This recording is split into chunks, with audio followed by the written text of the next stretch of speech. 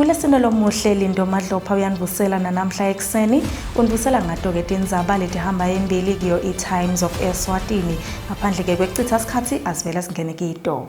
Basolwa labambandzakanyeka ekubulaweni kwamengameli we-Eswatini Coombees and Buses Allied Workers Union Mxolisi Fakudze baboshiwe baphindze bavela enkantolo eTolo.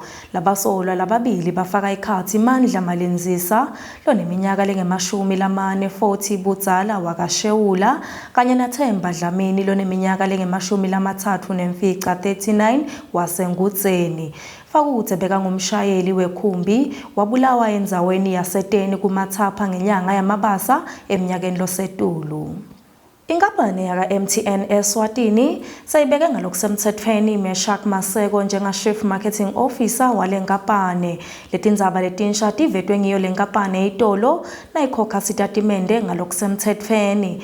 Kubikwa ukuthi Maseko ulilunga lelihloniphekile kiyo le nkampani futhi unelwati lolungetulu kweminyaka leli-15 kude kuchumana. Sichubeka nato ke tindzaba.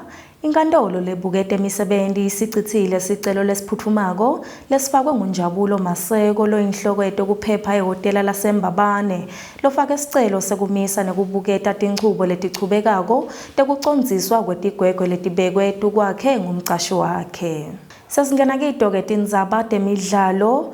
Umdlalo wekugcina wemncintiswano wayo Ingwenyama Cup lebekufanele wentiwe ngelisonto enkundleni yetemidlalo kaSomhlolo sewuhlehlisiwe.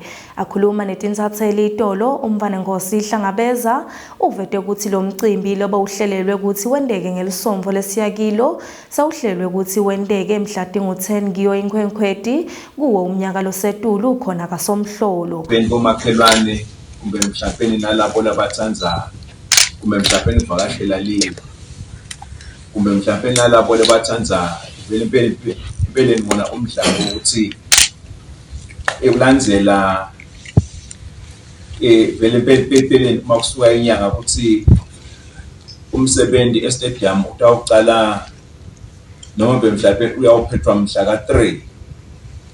Lolu shintsho lwendeke kulandzela umyalo lovela kiyo inkosi Mswati wesithathu.